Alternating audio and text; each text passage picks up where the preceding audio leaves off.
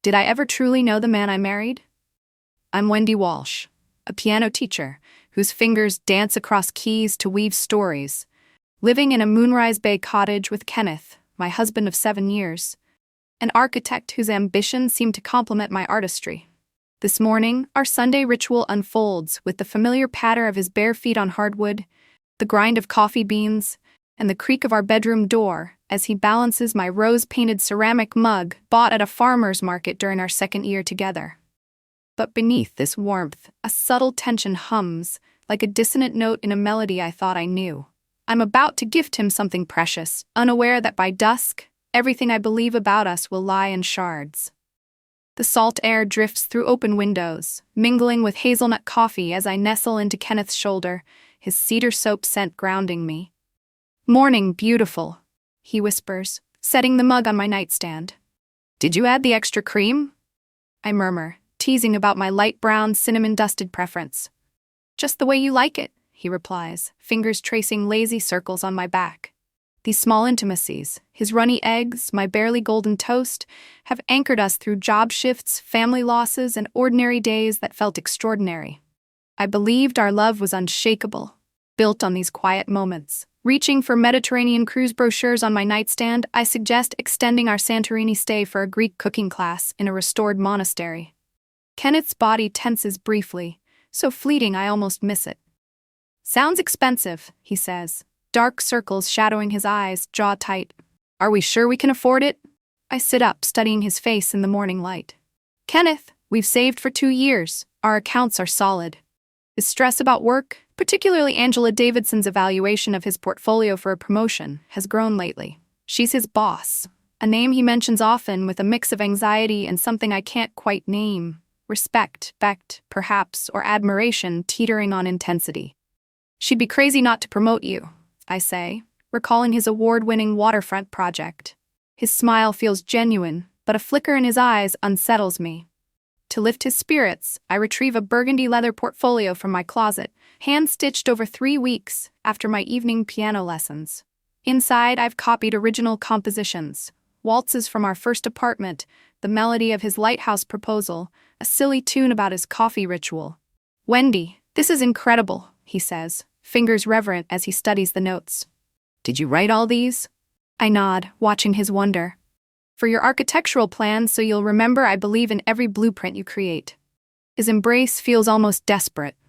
"I don't deserve you," he murmurs. I think it's humility, not a confession. After pancakes and strawberries, Kenneth retreats to his office to review project files while I manage our finances at the kitchen table. Our joint checking account holds $52,891, built from my music lessons, wedding gigs, and his salary. The savings account shows $31,248 for our cruise and home renovations. I've automated his Spotify, Netflix, gym membership, and meal deliveries, luxuries to ease his demanding career. "How are we looking?" he calls. "Better than ever," I reply, envisioning a cruise suite with a private balcony. He mentions a Sunday meeting with Angela to discuss his promotion, unusual but not unthinkable given her reputation for weekend work. "She sounds like an incredible mentor," I say, closing my laptop, brushing off his fleeting, rehearsed tone. At 2:15 p.m., as I guide my student Lily through a Bach invention, my phone buzzes with Kenneth's text. "Got the promotion. Senior project manager. Angela made it official. Celebrate tonight." I squeal, startling Lily, my heart soaring with pride. This is our moment, his talent recognized, our future secure. After her lesson, I sit at my piano, fingers finding a triumphant melody, but it feels insufficient. The portfolio on my dresser, so cherished this morning, deserves to be his celebration gift. I decide to surprise him at the office, whisk him to that French restaurant he loves. In my flower print dress, the one he says brings out the gold in my eyes, I rewrap the portfolio in ivory tissue and burgundy ribbon. The 40-minute drive to the city gives him time to finish his meeting. As I imagine his smile, I don't yet know I'm driving toward the end of everything. The ocean outside my window shimmers, oblivious to the storm gathering in my heart. The glass tower of Davidson and Associates looms ahead, a monument to ambition that makes my flower print dress feel like a costume from a simpler world. My hands grip the steering wheel, the wrapped portfolio resting on the passenger seat, its burgundy ribbon catching the afternoon light. Kenneth's text about his promotion still glows in my mind, each word a spark of pride for the man I've loved through 7 years of shared dreams. I picture his face lighting up when I hand him the portfolio, a tangible reminder of my belief in his talent, and us stealing away for an impromptu dinner, clinking wine glasses to his success. But as I pull into the underground parking garage, a faint unease curls in my chest, like a wrong note in a familiar melody. Something about his recent late nights, the way Angela's name lingers in his conversations, feels off-key, though I can't pinpoint why. I shake it off, chalking it up to the corporate world's intensity, so foreign to my piano studio's warmth. The lobby buzzes with suited professionals, their leather briefcases and hushed million-dollar deals, making me feel like an outsider. At the reception desk, I smile at the polished receptionist, her makeup flawless, her suit likely worth a month of my lessons. "I'm here to see Kenneth Walsh," I say, clutching the portfolio. His wife, Wendy, with a surprise for his promotion. Her eyes flicker over my dress and gift, her smile fixed but calculating, as if she's sizing up my place in this sleek environment. "Mr. Walsh is in a meeting with Ms. Davidson," she says, her tone clipped. "I'm not sure when they'll be available." Her micro-expression, pity, maybe, pricks my unease, but I push it down. "That's perfect," I reply, keeping my voice bright. "I'll wait on the executive floor." Before she can object, Jake Sullivan appears beside the marble desk, his smile sharp like a blade. Kenneth's mentioned Jake before, a mid-level architect with a knack for office politics. Well, Kenneth's talented wife," he says, eyes locking onto my gift with unsettling intensity. "The piano teacher, here to celebrate the big promotion with Angela Davidson." His tone carries an edge, a knowing undercurrent that makes my stomach twist. Word travels fast in architecture firms, I say, trying to match his casualness despite my growing discomfort. Jake's grin widens, teeth too sharp. "Oh, incredibly fast, especially when it involves Kenneth and Angela. They've been having very private, very focused sessions lately." He pauses, watching my face. Kenneth's been staying late almost every night, really dedicating himself to impressing Angela. The words land like subtle jabs, each one stoking my unease. I force a smile. He's always been dedicated to his career. Angela sounds like an excellent mentor. Jake's laugh is sharp, almost mocking. "Mentor, yes, that's one way to describe their relationship. Very hands-on, you might say." My intuition screams warning, but my rational mind rejects it. "Kenneth's private about work. This is just office gossip," I tell myself. Excusing myself, I step into the elevator, the air growing colder as it climbs to the 15th floor. My palms are damp despite the aggressive air conditioning, the portfolio heavy in my hands. Jake's cryptic comments echo, each floor tightening the knot in my chest. The executive level is quieter, plush carpeting muffling sound, original artwork lining walls that scream wealth. Angela's corner office sits at the end of a hallway, its floor-to-ceiling windows framing the city below. As I approach, Kenneth's familiar baritone mixes with a woman's throaty laughter, their voices relaxed, intimate in a way that slows my steps. The conversation feels private, personal, beyond professional boundaries. My hand trembles as I reach for the doorframe, the portfolio my anchor to the love I still believe in. Something about their laughter, shared secrets, inside jokes feels forbidden, like I'm intruding on a moment not meant for me. But this is my husband, my celebration, my gift. "Kenneth," I call softly, pushing the door wider. "Surprise!" The voices stop abruptly. I step into the office, portfolio clutched tightly, ready to share in his triumph. The room is luxurious, mahogany desk, abstract paintings, city views, but it's the scene before me that freezes my blood. Kenneth stands against the windows, his arms wrapped around a stunning brunette in a navy suit, their kiss desperate, consuming, practiced. Not a fleeting mistake, but the intimacy of lovers who've done this many times. The portfolio slips from my numb fingers, hitting the marble floor with a sound that echoes through my soul, scattering my handwritten compositions like broken promises. Time fractures as I stand in Angela Davidson's office, the portfolio's scattered pages at my feet, like fallen leaves from a tree I thought would stand forever. Kenneth's hands cradle Angela's face with a tenderness I recognize, the same gentle touch he used to brush hair from my forehead when he thought I was asleep. Her navy suit is wrinkled, her red lipstick smeared across both their mouths, and I absurdly wonder if it's passion red or crimson kiss. Their bodies fit together with practiced ease, her manicured fingers tangled in his hair, his hands gripping her waist like she's his lifeline. This isn't a moment of weakness. It's the muscle memory of lovers who've mapped each other's contours through countless stolen hours. The afternoon sunlight halos their embrace, turning betrayal into a cruelly beautiful tableau, and I want to scream at the universe for making something so devastating look so perfect. Kenneth murmurs something against Angela's lips, too soft for me to hear, but her smile, intimate, knowing, cuts deeper than their kiss. It speaks of shared secrets, a relationship woven through months of deception. They don't notice the portfolios fall, oblivious to the wife disintegrating in the doorway. My heart pounds 4 deafening beats, each one marking the death of the life I believed in. I back out on unsteady legs, the hallway stretching like a fever dream, distances warping as my mind reels. The plush carpeting swallows my footsteps, but I feel the weight of every employee's glance, some curious, some pitying, as I pass. A young woman in a crisp blouse pauses, her voice distant. "Are you all right?" I nod, mechanical, my voice foreign, just waiting for someone. The elevator's cheerful ding mocks me as I step inside, watching the numbers descend, 15, 14, 13, each floor pulling me further from the truth I can't unsee. The parking garage feels like a tomb, my reflection in the car window showing a pale, hollow-eyed stranger in a flower print dress that now feels childish. The 40-minute drive to Moonrise Bay is a gauntlet of contaminated memories. Every radio song stings, every billboard of happy couples feels like a personal taunt. Kenneth's late nights flood back. Angela needs me to review proposals, he'd say, staying until 9 or 10 p.m.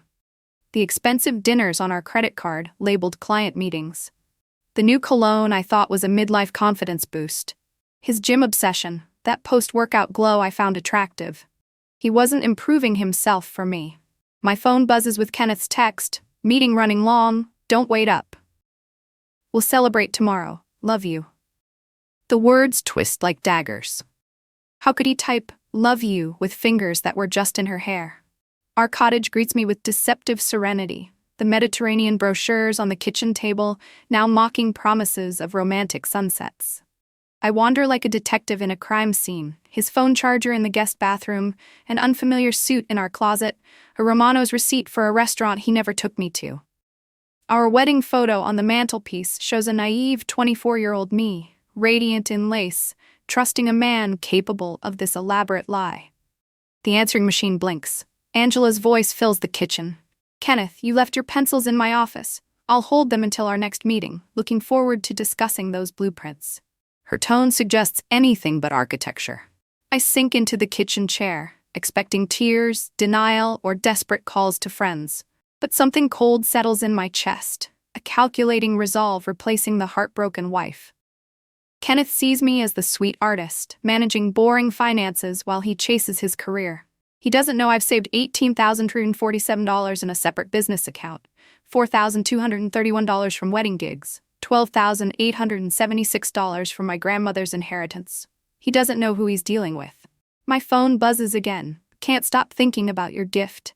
You're the best thing that ever happened to me." I delete it, my fingers steady. The kitchen table, once our place for lazy Sundays, is now my war room. I open my laptop, the banking website's blue interface glowing. Our joint account shows $52,891, mostly my earnings. Kenneth thinks he's playing chess. He's about to learn I've been playing a different game all along. The cottage's quiet hums with a new kind of energy as I sit at the kitchen table, my laptop screen casting a cold glow over the Mediterranean brochures that now feel like relics of a dead dream. Kenneth's latest text, "You're the best thing that ever happened to me," lingers in my mind, its casual cruelty fueling the fire in my chest. The woman who woke up this morning, trusting and in love, is gone, replaced by someone harder, sharper, ready to dismantle the life Kenneth thought he controlled. Our joint checking account stares back at me, $52,891, built on my piano lessons, wedding gigs, and his salary, though my music accounts for nearly 60% of it. He's been spending my earnings on Angela, on dinners and gifts I never saw, while I managed our finances with meticulous care. Not anymore. My fingers move with surgical precision, pulling up the credit card portal. The Platinum Visa, with its $25,000 limit, funded his suits and iPhone upgrades. I dial the customer service number, my voice steady despite my racing pulse. I need to cancel this account immediately, I tell Sandra, the cheerful representative. Fraudulent use, I say when she asks why, the truth of it settling like ice in my veins. In 12 minutes, his access to that credit vanishes. The American Express is next, the card for client entertainment that now reeks of Angela's perfume. Personal expenses disguised as business, I tell the representative, canceling it with a satisfaction that feels almost vindictive. The Nordstrom card, Best Buy, the gas station credit for his downtown trips, all terminated one by one, each call easier than the last. His Spotify Premium, $9.99 a month for curated playlists, ends with a single click. Netflix, where he claimed to watch architectural documentaries, is gone. Amazon Prime, his pride for free shipping and grocery delivery, canceled with a prorated refund. The meal delivery service, $48 per order 3 times a week for his late nights, feels the most personal to sever. I'd thought those meals kept him healthy during stressful work hours. Now I know they were shared with her, charged to my earnings. Each cancellation is a brick pulled from the foundation of his seamless, automated life. I call Elena Rodriguez, the locksmith who installed our cottage's locks 4 years ago. Her no-nonsense voice answers on the second ring. Wendy Walsh from Moonrise Bay, I say, my tone clipped. I need an emergency lock change on all exterior doors. Elena's perceptive, catching the strain in my voice. Everything all right, honey? She asks. Security concerns, I reply, unwilling to share more. I'll be there in 45 minutes, she says. True to her word, she arrives with her van, toolbox in hand, her efficiency a quiet comfort. The drill's whine echoes through the cottage as she swaps out deadbolts and doorknobs, each turn of the screw a declaration of my independence. Old keys won't work anymore, she says, handing me 3 shiny new keys. Just these, I tell her when she offers extras. No one else needs access. Her knowing eyes meet mine. Take care, Wendy. You're handling this right. Back at my laptop, I open a new spreadsheet, documenting every deposit to our joint account over 2 years. $127 weekly from 12 piano students, $800 to $1,200 per wedding gig, $300 to $500 for corporate events, $20,400 per summer music camp. The numbers reveal a truth Kenneth never acknowledged. My music fueled our financial security, yet he saw me as the junior partner, the sweet wife handling small details. Our savings account, $31,248 for the cruise he planned to enjoy with Angela, mocks me. My secret accounts, $18,347 from lessons, $4,131 from gigs, $12,876 from my grandmother's inheritance, are my safety net, unknown to him. I photograph the portfolio on the counter, its hand-stitched pages proof of my love, now evidence of his betrayal. I create a folder labeled Financial Documents, saving bank statements, credit card bills, and screenshots of his suspicious charges. This isn't just divorce, it's a reckoning. As night falls, the cottage feels larger, emptier, the waves outside crashing with relentless rhythm. I sit in the dark, the laptop's glow my only light, researching divorce attorneys. Kenneth's joke about lawyers being parasites echoes, but I'm about to find one who'll feast on his lies. My phone stays silent, no texts, no calls, just the weight of his absence and my resolve. He thinks he's outmaneuvered me, but he's underestimated the woman who's been balancing his life while building her own. The kitchen table, once a place for shared Pangan center, and I'm ready to rewrite the rules of this game he started. The gray dawn matches my mood as I sit at the kitchen table. My second coffee, cooling beside the laptop, where I've been scouring divorce attorney profiles since 4 a.m. The cottage feels hollow. Its familiar creaks now echoing the emptiness Kenneth left behind. His betrayal has reshaped the space we shared, turning our cozy home into a battlefield strewn with memories I can't trust. My fingers hover over the keyboard, compiling evidence, screenshots of our accounts, canceled subscriptions, the Romano's receipt from his jacket, when an email notification chimes at 8:47 a.m. The sender, Sophie Martinez, senior accountant at Davidson & Associates, is a name I don't recognize. But the subject line, something you need to know, stops my breath. Part of me wants to delete it, to cling to the fading illusion of ignorance. But the woman I'm becoming, the one who locked Kenneth out last night, clicks open. Dear Mrs. Walsh, it begins. I hope this finds you well, though I suspect it may not. Sophie's words are formal, yet heavy with empathy, explaining she's known about Kenneth and Angela's affair for 4 months, uncovered while auditing expense reports. She's contacting me not for office politics, but because her sister once suffered a similar betrayal, and she believes I deserve the truth. She offers to meet, promising evidence, and I reply instantly, suggesting the Lighthouse Cafe, a quiet seaside spot where the afternoon crowd will mask our conversation. By 1 p.m., I'm in a corner booth overlooking the harbor, the scent of salt and coffee grounding me as seagulls cry outside. Sophie arrives, early 30s, dark eyes sharp with intelligence, clutching a manila envelope like it holds dynamite. Her understated blazer and nervous energy contrast with the explosive documents she carries. I'm so sorry, she says, her voice soft but steady as she orders coffee, hands trembling. This will be hard, but you have a right to know. She spreads printed emails across the scarred wooden table, their official letterhead making them look like courtroom exhibits.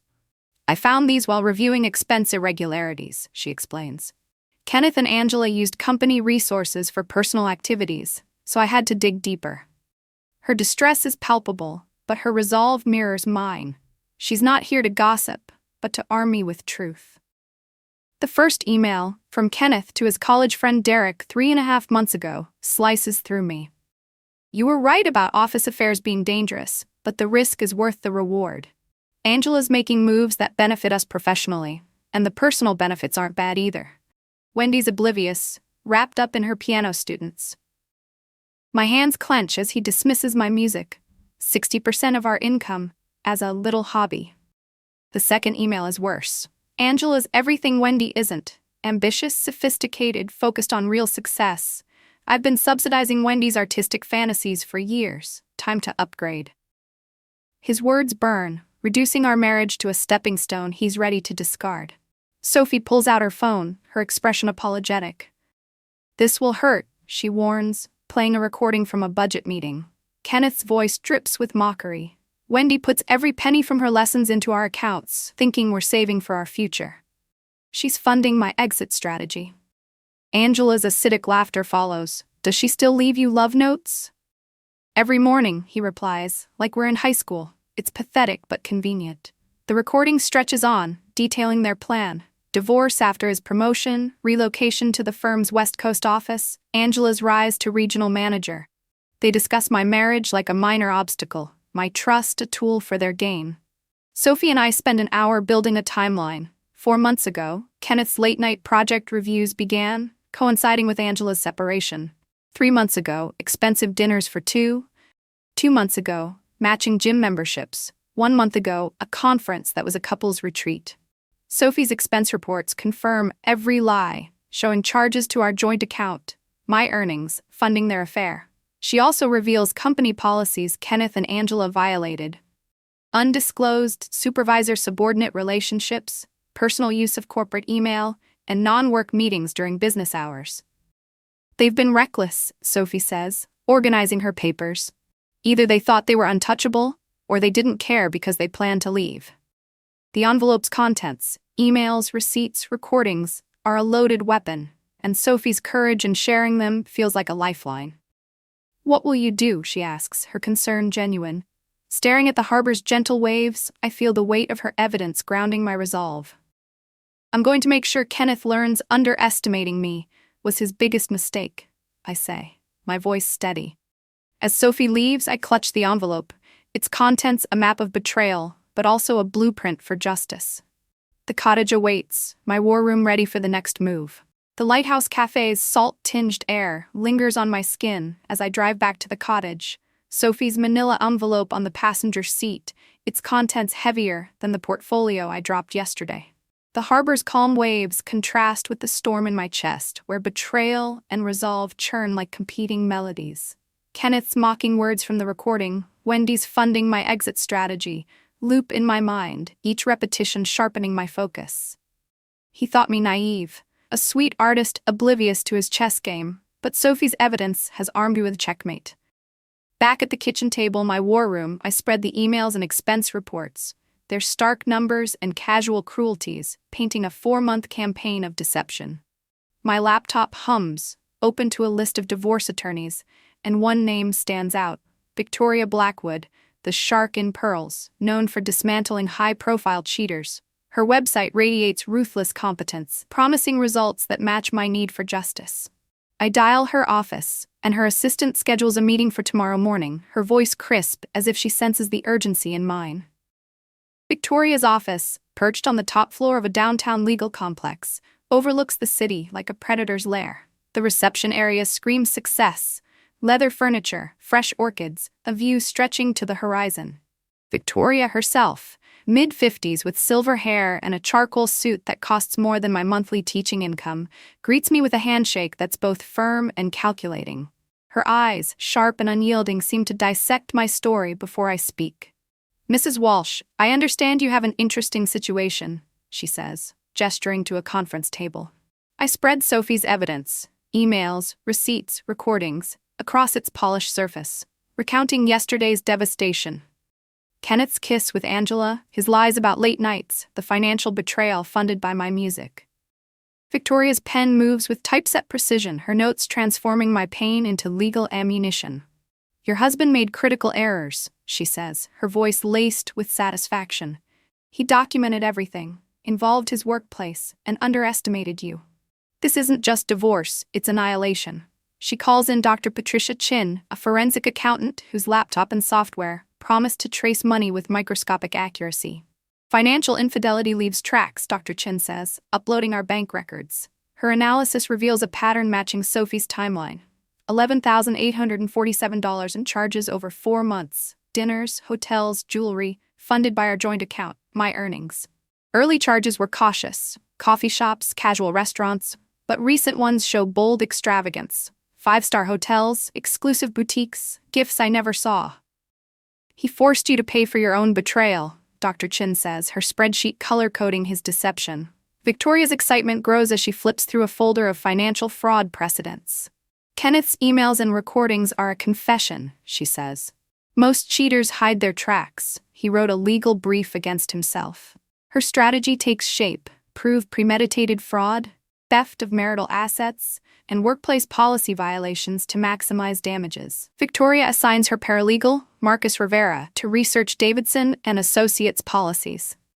He returns with their employee handbook, yellow markers highlighting strict rules on supervisor-subordinate relationships. "They required disclosure within 30 days, Marcus explains. Kenneth and Angela's secrecy exposes the firm to harassment lawsuits and ethics violations. Personal emails on company servers and non-work meetings during business hours add further breaches: corporate theft, productivity violations. The firm will protect its reputation over 2 reckless employees," Victoria says, her smile predatory. She sketches a plan on her legal pad, what she calls Kenneth's pathway to destruction. It's not just asset division, it's punitive damages, emotional distress compensation, and civil penalties for fraud. "He wanted to play sophisticated games," she says. "Now he'll learn the consequences." As we refine the strategy, Victoria proposes a high-impact move: serving divorce papers during the firm's annual client presentation next Thursday, where Kenneth will showcase his designs to 70 clients and colleagues. "Maximum visibility," she says, pulling up the event calendar. "We'll coordinate with a veteran process server to deliver papers mid-presentation, exposing their affair publicly." The plan considers every detail: timing, Angela's simultaneous service, security coordination. "Humiliation serves strategic purposes," Victoria explains. "Clients will question the firm's judgment, colleagues will see his misconduct firsthand." I nod, the cold resolve in my chest now a blazing fire. Kenneth thought he was outsmarting a naive wife. Instead, he's facing a legal arsenal built on his own arrogance. As I leave Victoria's office, the city below feels less intimidating, its glass towers no longer looming but reflecting my growing strength. The cottage awaits, its new locks a symbol of the life I'm reclaiming, one calculated move at a time. The Thursday morning air is crisp, the autumn light sharpening every edge as I stand before my bedroom mirror, choosing my armor for the battle ahead. I select a navy blue dress, professional yet elegant, paired with my grandmother's pearl earrings and the silver bracelet Kenneth gave me for our 3rd anniversary, back when his gifts carried truth. My reflection shows a woman I barely recognize, steady, resolute, no longer the naive artist who trusted blindly. I rehearsed the statement Victoria and I crafted. That's for theft of marital assets and conspiracy to commit financial fraud. Turns out your sweet, naive artist wife learned a few things about protecting herself. The words feel like a melody, clear and cutting, ready to pierce the silence of Davidson and Associates' conference room. My heart beats steadily, not with fear but with purpose, as I drive to the city. Sophie's envelope and Victoria's strategy my weapons. Kenneth's world, built on lies and my money, is about to crumble before an audience he can't charm. The firm's 16th floor conference room buzzes with 70 people, corporate clients in tailored suits, municipal officials, architects from junior staff to senior partners. Floor-to-ceiling windows frame the city, a backdrop to the firm's ambition. I slip in through the back doors during applause for the previous presenter, taking a seat along the wall where I'll be visible when Kenneth turns. Curious glances follow me, a woman alone in a sea of business relationships, but I recognize a few colleagues from past events, their polite smiles masking questions about my presence. Kenneth stands at the front beside a presentation screen, his charcoal gray suit crisp, his confidence radiating as he begins discussing sustainable architecture. Angela, positioned slightly behind him, nods approvingly, her posture exuding executive authority and a secret thrill I now understand. They look comfortable, their professional dynamic perfected during private meetings, oblivious to the storm about to break. 25 minutes in, Robert Chin, the process server, enters through the main doors. His unremarkable appearance, medium height, leather portfolio, belies his purpose. He positions himself near the front row, his movements deliberate. Kenneth, mid-sentence about eco-friendly office designs, pauses as Robert approaches, confusion flickering across his face. "Kenneth Walsh," Robert announces, his voice slicing through the room. "You've been served." The manila envelope lands in Kenneth's hands with a thud that echoes in the sudden silence.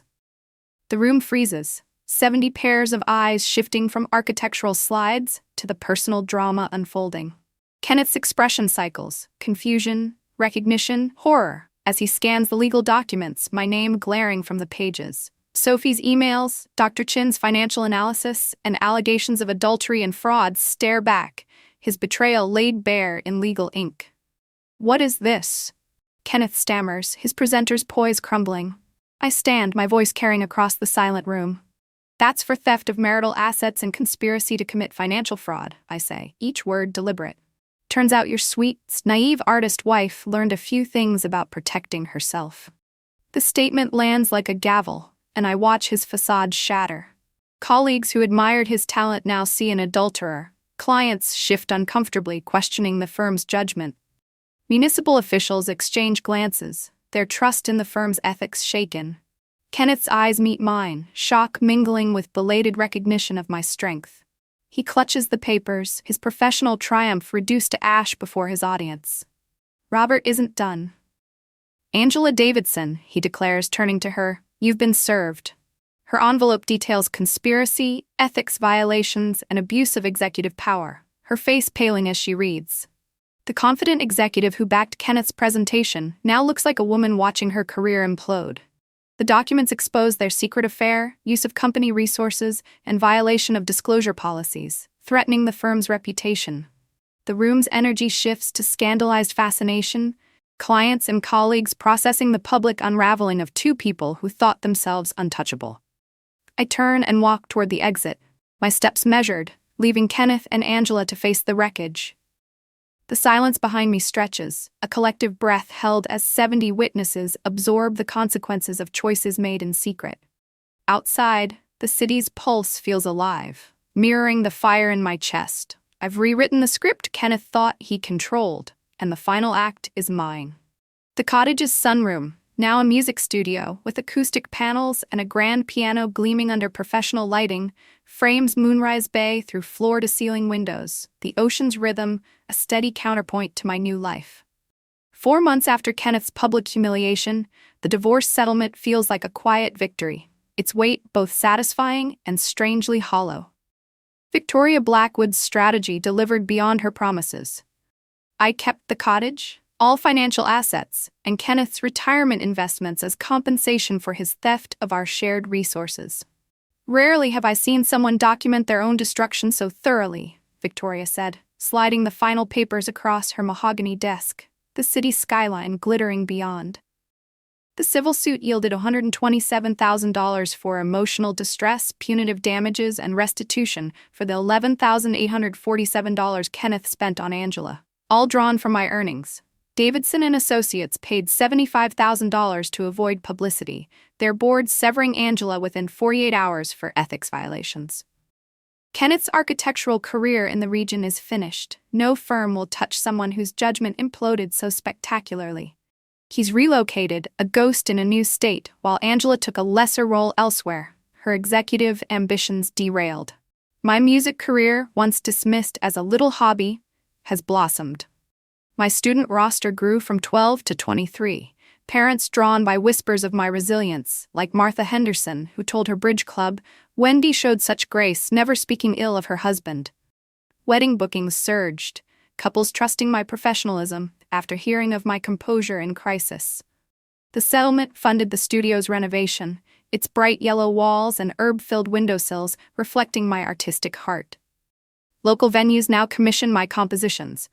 The Lighthouse Cafe for their anniversary, the Community Theater for their spring play, each piece infused with survival and hard-won wisdom.